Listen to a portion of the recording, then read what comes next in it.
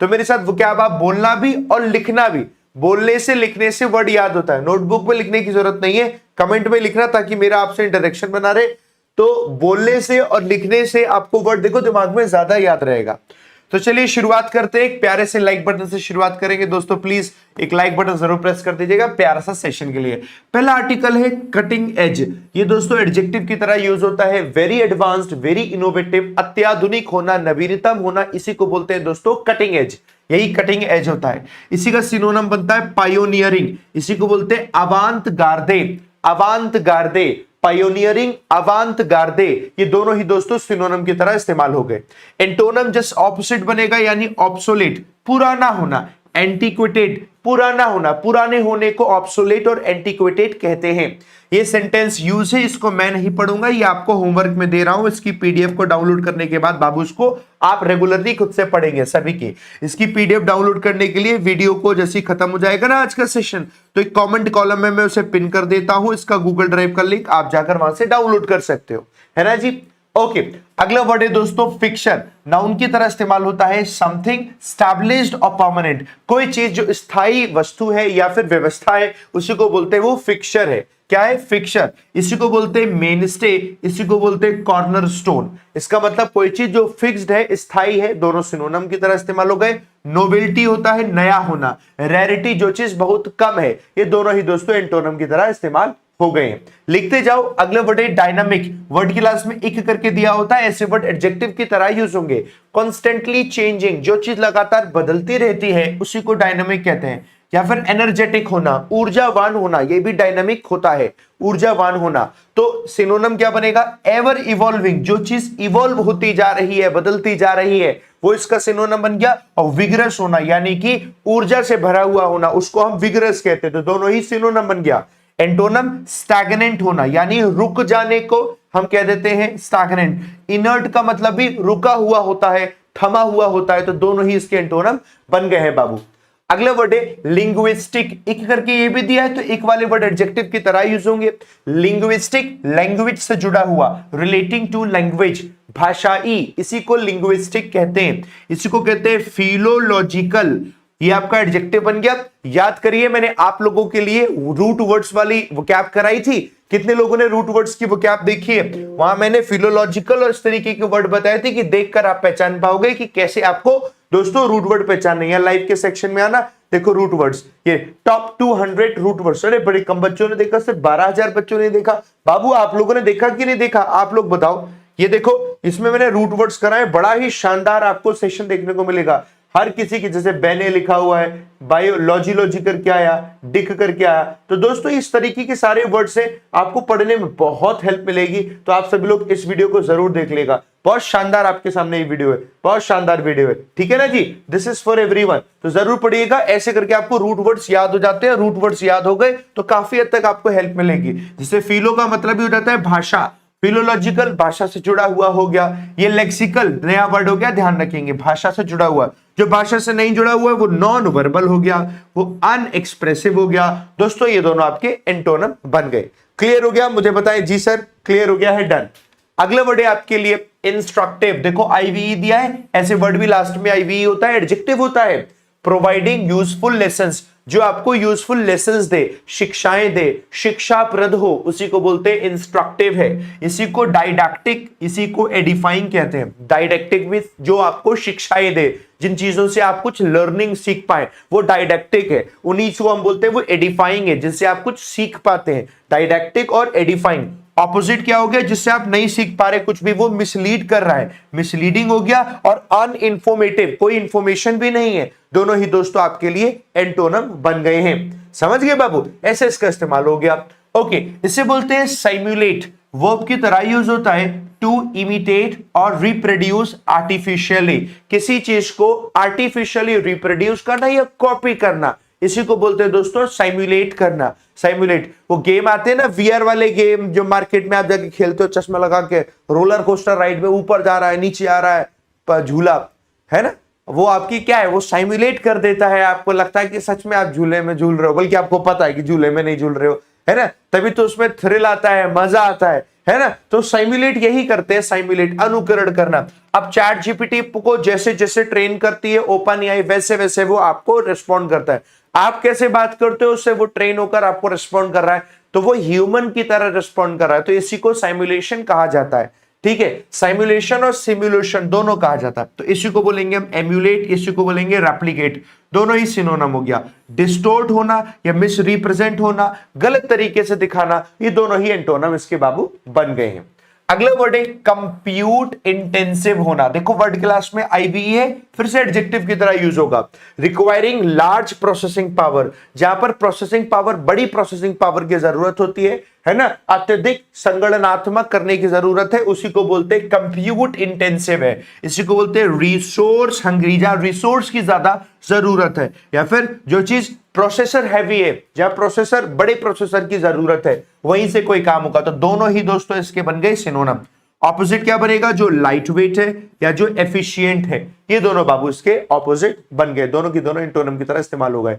Okay अगला word है दोस्तों फाइन ट्यून। वर्ब की तरह इस्तेमाल होता है टू मेक स्मॉल एडजस्टमेंट, छोटे मोटे एडजस्टमेंट्स करना फॉर बेटर परफॉर्मेंस के लिए, सूक्ष्म सुधार करना, छोटे मोटे एडजस्टमेंट्स करना बेटर परफॉर्मेंस के लिए, इसे बोलते हैं फाइन ट्यून करना। इसी को बोलते हैं कैलिब्रेट करना, इसी को बोलते हैं ऑप्टिमाइज करना।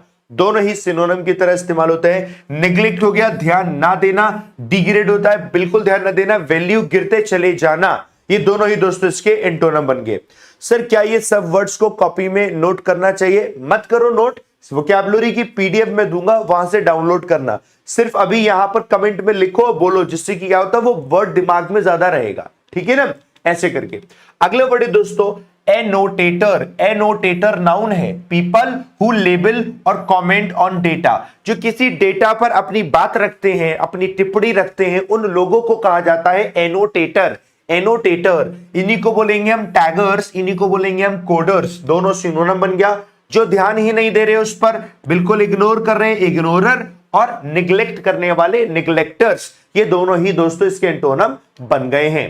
ओके, ओवरसाइट, वर्ड के लास्ट में आईजीएसटी करके दिया होगा, तो ये वर्ड नाउन की तरह यूज होता है, जिसका मतलब है सुपरविजन और mistake due to negligence. Negligence की वजह से, चूक होने की वजह से, सुपरविजन मतलब एक तरीके से निगरानी ही जो है ना हो पाना, या गलती हो जाना, ये दोनों इसके मतलब बनते हैं। निगरानी और चूक दोनों इसके मतलब बनते हैं। तो निगरानी के लिए तो विजिलेंस हो गया, है ना, विजिलेंस और मैनेजमेंट हो गया। चूक के लिए क्या हो गया, लैप्स या फिर ओमिशन, कमियां रह जाना, छूट जाना कोई चीज। तो ये दोनों इसके, दोनों के दोनों इसके मतलब बन गए। तो दोनों मतलब को ध्यान रखना।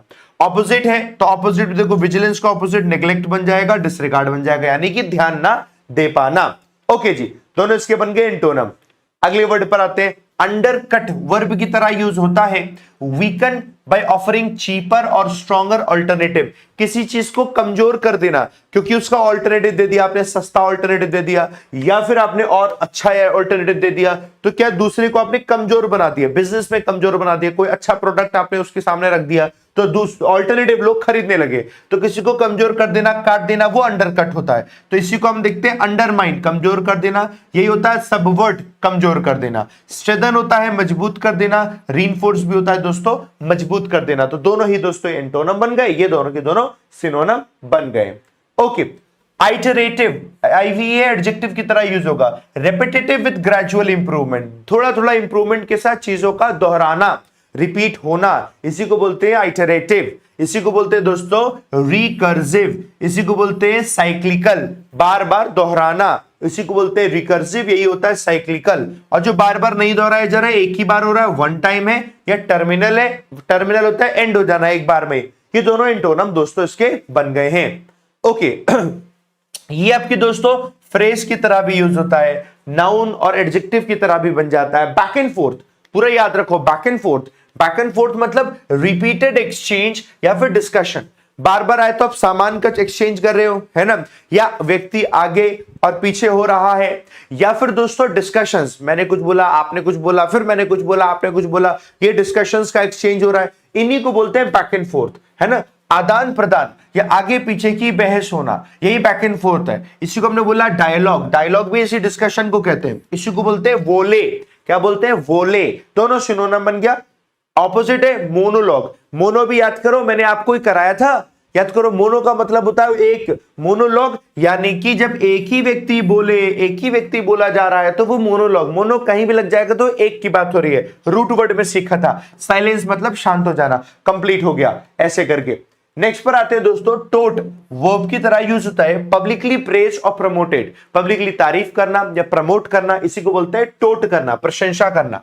इसी को बोलते हैं एक्सटोल करना, और यही होता है हाइप करना। ये दोनों सिनोनिम की तरह इस्तेमाल हो गया। एंटोनिम हो गया डिस्पैरेज यानी कि क्रिटिसाइज करना, डाउन प्ले किसी को क्रिटिसाइज करना, वैल्यूज की गिरा देना, कमजोर करना। ये दोनों ही दोस्तों एंटोनिम की तरह इस्तेमाल हो गए। एनेक्डोट नाउन की तरह यूज होता है, शॉर्ट इंटरेस्टिंग स्टोरीज को बोलते हैं हम एनेक्डोट, यानी संक्षिप्त कथाएं, एनेक्डोट। इसी को बोलते हैं दोस्तों विग्निटीज, या फिर हम बोलेंगे रेमिनिसेंसेस। विग्निटीज या रेमिनिसेंसेस दोनों सिनोनिम हो गया। जो स्टैटिस्टिक्स हैं, यानी जो चीजें क्या है, सिर्फ डेटा, डेटा वो कथाई नहीं, सिर्फ डेटा, उनको बोलते हैं स्टैटिस्टिक्स। स्टैटिस्टिक्स तो आपने अपना सब्जेक्ट्स भी पढ़ा होगा 12th में, नहीं पढ़ा होगा तो पता, तो चैप्टर पढ़ा होगा स्टैटिस्टिक्स मैथ्स वाले बच्चों ने। तो भाई स्टैटिस्टिक्स या जो चीज जनरल है उसे बोलते हैं जनरलिटीज है। तो ये हमारी कोई कहानी नहीं है, स्टोरीज नहीं है, तो दोनों ही ऑपोजिट इसके बन गए एनेक्डोट के। स्केफोल्ड, स्केफोल्ड वर्ब है, आईएनजी लग गया, जीरंड बन जाता है scaffolding, which means support framework for building और लर्निंग। किसी चीज को बिल्ड करने के लिए या कुछ लर्न सीखने के लिए जो सपोर्ट फ्रेमवर्क होता है, सहारा ढांचा, उसी को बोलते हैं दोस्तों स्केफोल्डिंग। यही स्केफोल्डिंग से बना हमारा दोस्तों अंडरपिनिंग, और इसी से बना दोस्तों फ्रेमवर्क। तो इसका अंडरपिनिंग और फ्रेमवर्क दोनों ही दोस्तों इसके सिनोनिम बन गए। कोलैप्स हो जाता है दोस्तों ढह जाना, है ना, फ्रेजिलिटी हो जाता है नाजुक हो जाना। कोलैप्स ढह जाना, फ्रेजिलिटी होता है नाजुक होना, दोनों ही दोस्तों एंटोनिम की तरह इस्तेमाल हो गए। अब सुनो, अगला वर्ड है बॉयल। ये बॉयल बना, बॉयल तो बॉयल से बना बॉयलर, बॉयलर, और ये प्लेट, बॉयलर प्लेट। ये नाउन भी है, एडजेक्टिव भी है। बॉयलर प्लेट मीन स्टैंडर्ड या फॉर्मूले, या स्टैंडर्ड या फॉर्मुलेक टेक्स्ट या पैटर्न। वो उसी टेक्स्ट या पैटर्न या फिर स्टैंडर्ड कोई पैमाना, उसी को बोलते हैं बॉयलर प्लेट। इसी को बोलते हैं क्लीशे, इसी को बोलते हैं टेम्पलेट है। तो दोनों ही दोस्तों सिनोनिम बन गया। जो टेम्पलेट नहीं है, जो ओरिजिनल है, वो ओरिजिनलिटी और इनोवेशन, कुछ नया है, ये दोनों इसके एंटोनिम बन गए। वर्ड्स काफी सारे आज आपको देखने को मिलेंगे, बट काफी हद तक शानदार तरीके से सीखोगे। अगला वर्ड है डीबगिंग।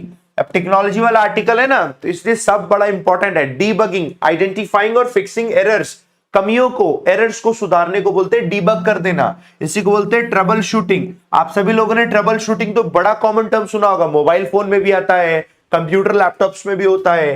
रेक्टिफिकेशन, सुधार कर देना होता है ना। डैमेज करना, डैमेज करना तो नुकसान पहुंचाना हो गया, करप्ट करना भी नुकसान पहुंचाना हो गया, दोनों ही दोस्तों एंटोनिम बन गया, है ना जी। एक चीज और है, आप सभी देखो, आप लोगों की वीडियो चल रही है अभी, वीडियो में देखना जरा। मुझे ऐसा लग रहा है कि आपकी वीडियो में लाइक बटन पे प्रेस नहीं हो रहा है क्या? देखो 115 लोगों ने लाइक किया हुआ भाई, हाँ 235 लोग देख रहे हैं। देखो जरा यार, लाइक बटन पे प्रेस कर दो यार दोस्तों। अच्छा सा सेशन सीख रहे हैं, इतना बढ़िया पावरफुल, हाँ जी क्वालिटी सेशन सीख रहे हैं। जल्दी से लाइक बटन पे प्रेस करो भाई दोस्तों प्लीज यार। आप लोगों का थम्स अप मिलेगा तो मुझे लगता है कि हाँ जी मैं क्वालिटी को कंटेंट दे रहा हूं, उसकी वैल्यू है। भूला नहीं करना है, कभी भी भूलना नहीं है ना। थम्स अप पे जरूर प्रेस करना है। अगला वर्ड है नुआंस। वर्ब है, थर्ड फॉर्म लगा, बना नुआंस्ड, जो बन जाता है पास्ट पार्टिसिपल एडजेक्टिव की तरह काम आता है। नुआंस्ड, नुआंस्ड का मतलब होता है सटल एंड डिटेल्ड। कोई चीज सूक्ष्म है, बारीक है, उसे बोलते हैं नुआंस्ड होना। इसी को बोलते हैं रिफाइंड, इसी को बोलते हैं सोफिस्टिकेटेड होना। दोनों सिनोनिम हो गया।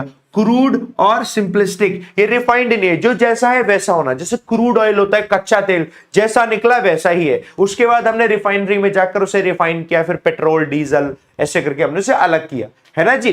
अगले वर्ड है आपके लिए डिटूअर। डिटूअर नाउन की तरह यूज होता है, a devotion from direct path. Direct जो भी पाथ है, उस डायरेक्ट पाथ से एक और नया पाथ मिल जाना। डिवोशन यानी डाइवर्जन होना, या फिर आप कहोगे डाइग्रेशन होना, दूसरे पाथ पे चले जाना, ये दोनों सिनोनिम है। शॉर्टकट होना या डायरेक्टनेस होना, सीधा कहीं जाना, कभी दूसरा पाथ ना होना, वो दोनों ही इसके एंटोनिम की तरह इस्तेमाल हो गए।